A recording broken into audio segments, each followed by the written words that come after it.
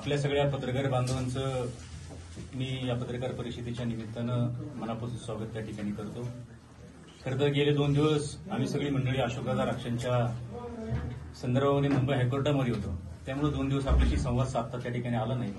परंतु आम्ही तिकडे असताना तिकडे काही चर्चा झाल्या, काही लोकांनी जाणीवपूर्वक काही गोष्टी करण्याचा प्रयत्न केला. त्याच्यावरती नेमका सभापती म्हणून माझा खुलासा करणं, बाजार समितीचा खुलासा करणं हे माझं काम आहे. खरं तर मी सगळ्यात पहिल्यांदा आपल्या सगळ्यांना सांगतो की त्या बाजार समितीचा सभापती म्हणून ज्यावेळी महाराष्ट्र शासनाने ही निवडणूक लावली आणि मुंबई हायकोर्टामध्ये प्रकरण गेलं, मी भंपकगिरीने सभापतीने झालो. मुंबई हायकोर्टाच्या आदेशाने सभापती त्या ठिकाणी झालो आणि सभापती म्हणून रितसर सगळ्या याच्यावरती मी कारभार त्या ठिकाणी करतोय. 10/10/2024 मी सभापती झालो. 21 तारखेला मला सह्यांचे अधिकार मिळाले आणि 25-26 आचारसंहिता त्या ठिकाणी लागली. 15 दिवसापासून आचारसंहिता संपलेली आहे. परंतु गेल्या 2 महिन्यापासून मी सभापती झालेले 2 महिने आणि 4 दिवस त्या ठिकाणी झाले. आजचा दिवस पकडला तर त्या कमी कालावधीमध्ये आम्ही सगळे 10 जण संचालक मंडळ, सभापती, उपसभापती 10 जण संचालक म्हणून त्या ठिकाणी काम करतोय. तालुक्याच्या सर्वपक्ष आघाडीने आम्हाला ही जबाबदारी त्या ठिकाणी दिली. मी बिनविरोध सभापती आहे. हे सगळं करताना एक गोष्ट मी आपल्या सगळ्यांना सांगतो की सभापती ज्या दिवशी मी पहिल्या दिवशी झालो त्या दिवशी पहिला निर्णय घेतला की बाजार समितीचं कुठलंही मानधन घ्यायचं नाही, हे सामाजिक कामासाठी द्यायचं. संचालक असताना देखील आम्ही सगळे संचालक दर महिन्याला बाजार समितीचं मानधन सामाजिक कामाला देतो. सभापती म्हणून देखील मानधन सामाजिक कामाला द्यायचं. बाजार समितीची गाडी वापरायचं नाही, ड्रायव्हर वापरायचं नाही, डिझेल वापरायचं नाही. एक कार्यकर्ता म्हणून त्या ठिकाणी चांगलं काम करायचं. 1 रुपयाचा भ्रष्टाचार या संस्थेत होणार नाही याची काळजी त्या ठिकाणी घ्यायची. उलट मागच्या काळात काय झालं का याची चौकशी करण्याचं काम मी सध्या करतोय. एवढं सगळं करत असताना आम्ही 3च मुद्द्यावर सगळ्यांदा पहिल्यांदा फोकस केलं की चांगलं पाणी त्या ठिकाणी बाजार समिती मिळालं पाहिजे, चांगली टॉयलेट झाली पाहिजे आणि अल्प दरामध्ये 8-10 दिवसांमध्ये आम्ही जेवण चालू करतोय. 4 दिवसापासून पेस्ट कंट्रोल चाकण आणि खेड्या दोन्ही युनिटला त्या ठिकाणी चालू केले. डिजिटल मार्केटबाबत, साफसफाईबाबत या सगळ्या गोष्टीबाबत आम्ही कामकाज करतोय. आम्ही सगळं संचालक मंडळ एकत्रितपणानं या सगळ्या गोष्टीमध्ये पुढे जाण्याचं काम करतोय.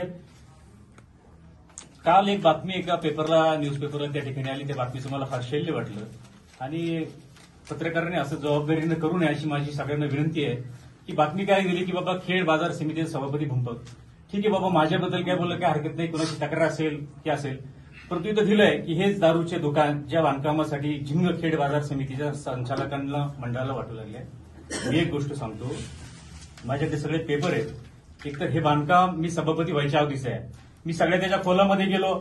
खोलामध्ये गेल्यानंतर 2006ला लक्ष्मण टोपे सभापती असताना तिथे काही करार झाला आणि त्या कराराने यांना बांधकाम करायचा 2006लाच परवाना त्या ठिकाणी दिला. तिथं शेड त्या ठिकाणी उभं होतं. त्याचे जुने फोटो देखील या ठिकाणी आणलेले आहेत, हे सगळे फोटो.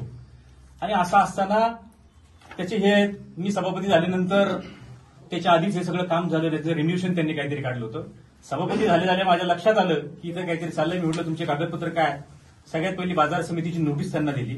नुसती बाजार समितीची नोटीस नाही दिली तर आम्ही एक्साईजवाले किंवा जे काय त्या सगळ्यांना देखील पत्र पाठवलं. जिल्हाधिकाऱ्यांकडून सगळ्यांना पत्र पाठवली की तात्काळ याच्यामध्ये बाजार समितीची भूमिका विचारात घेतल्याशिवाय याला कुठलाही परवाना देऊ नका. जरी रिन्युएशन असेल तर परंतु या पोटनियमामध्ये घटना आहे. जरी तुम्हाला अधिकार दिलाय, तुम्ही 20 वर्षापासून दुकान चालवताय, जेव्हा केव्हा रिन्युएशन होईल त्यावेळी बाजार समितीला विचारायचं.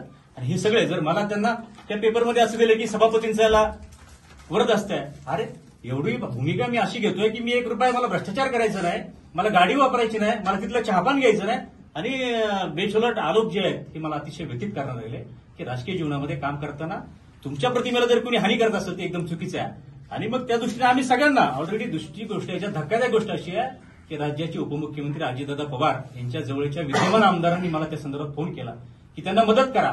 पण मी त्या आमदारांना देखील सांगितलं की कायदेशीर व्हाव्या, माझ्या बाजार समितीचा विषय आहे, तो मिटल्याशिवाय मी त्याच्यामध्ये त्यांना हे करणार नाही. आणि कायदेशीर व्हावीमध्ये म्हणजे आमची भूमिका एवढी स्पष्ट आहे की बाबा आम्हाला चांगलं काम त्या ठिकाणी करायचं आहे. जर तुम्ही आमच्यावरती ब्लेम करा असेल, मी ज्या पेपरने हे केलंय त्यांना देखील कायदेशीर नोटीस त्या संदर्भामध्ये करणार आहे. तर तुम्ही डायरेक्ट हे दाखवताय की बाबा सभापतीचा पाठिंबा, हे सगळे डॉक्युमेंट्स आमच्याकडे आहेत, कलेक्टरला दिलेले पासून एक्साईज पासून सगळ्यांना दिलेली पत्र आहेत. आणि मग असं करत असताना माझी विनंती तुम्हाला बदनामी करायची विजय शिंदेची करा, पण ही बाजार समिती शेतकऱ्यांची संस्था आहे, तालुक्याची संस्था आहे. या संस्थेची बदनामी करू नका, माझं तुम्हाला विनंती आहे. आणि आम्ही जर चुकीचं काही काम केलं आम्हाला बिंदास झोडपून करा. आम्ही म्हणणार नाही की पत्रकार साहेब तुम्ही ही का बातमी केली. त्याबद्दल सगळ्या पत्रकारांना तालुक्याची माझी विनंती आहे की शेतकऱ्यांची संस्था त्या संस्थेबाबत कुठली बातमी करताना किंवा चुकीचं काय असं तुम्ही आमच्या याच्यात आम्हाला विचारा ना तुम्ही काय व्हा आम्ही कागदपत्र देऊ याच्यामध्ये काय काय ठोस आहे काय ठोस भूमिका घेतलेली आहे काय झालं परंतु असं तुम्ही याच्यामध्ये करू नका ही माझी तुम्हाला विनंती आहे.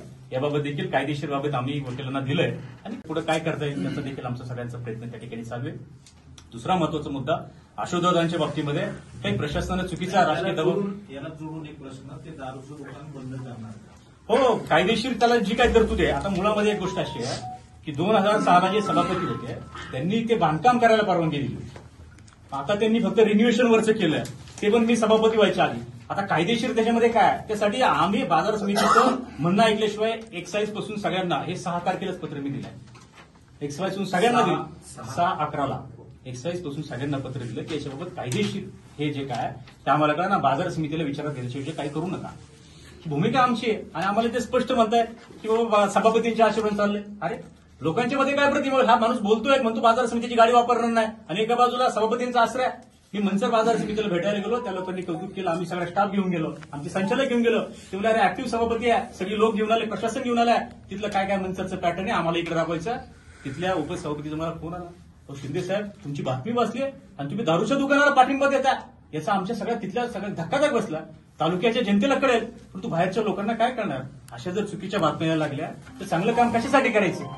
एक भूमिका म्हणून एक कार्यकर्ता म्हणून माझी भूमिका आहे की तुम्ही शनिशा करा आम्ही चुकीचं काम केलं आम्हाला 100% जोड पण काढा त्यात नो एक्सक्यूज करा पण संस्थेची बदनाम होईल असं काही करू नका ही माझी तालुक्याच्या सगळ्या पत्रकारांना हात जोडून विनंती आहे. 1 महिन्यापूर्वी तुम्ही पत्रव्यवहार हा सगळा केला तर शासकीय यंत्रणांनी याला कुठं दाद दिली नाही आणि आज दारूचं दुकान थाटात सुरू झालेलं आहे. तुमच्या बाजार समितीच्या जागेत ते आहे भाडे करारावरती जरी जागा असली तरी आज शहराच्या मध्यवर्ती ठिकाणी आम्ही कायदेशीर लढे आता सगळे वकिलांकडे दिलाय त्याच्यात जी काय 100% आम्ही कुठलाही राजकीय दबाव याच्यात बळी पडणार नाही. कुणीही सांगू द्या जे कायदेशीर काय कायदा काय सांगतो त्याप्रमाणे पुढे कारवाई करणार. आणि साहेब तुमचं म्हणणं पेपरने ठीक आहे पण तुमचे सहकारी संचालक तुमच्या बाजार समितीच्या ऑफिसमध्ये सांगतात हे पत्रकार परिषदे आम्ही होऊन ते खोदलेलं नाही ना. असं नाही ना त्याच्यात तुम्ही खुलासा घ्यायला पाहिजे ना पोलीस आपला खुलासा घ्यायला पाहिजे ना. प्रशासन 16 ऐका ना हे लेटर दिले त्यावेळेस त्याच्यावर बंदी आहे ना. मुलाच्या संदर्भात सुद्धा मी पूर्वी जे तहसील कार्यालय आहे तर त्यावेळेला तुमचा खुलासा घेण्यासाठी 2 वेळा आठवडे बाजाराकडून एकदा आलो आणि एकदा क्रीडा संकुल पुन्हा रस्ता बंद होता. तुम्ही मला नाही खुलासा नाही दिला. नाही असं नाही तो हा विषय तेव्हा नव्हता. त्याच्या आधी पण मी 2.5 तास बसले बाजार असं समितीत नाही एक खुलासा पाहिजे होता. असं नाही परंतु ही बातमी करताना कमीत कमी तुम्ही मला नाही दिलं प्रशासनामध्ये बाबा काय याच्यातलं वास्तव काय तुमच्याकडे पुरावे काय हे तुम्ही सांगायला पाहिजे ना. माझी बदनामी नका करू पण बाजार समितीची बदनामी याच्यामध्ये आम्ही शेतकरी आम्ही तर माझं काय म्हणणं आहे कोणाला प्रत्येकाला लोकशाहीमध्ये अधिकार आहे.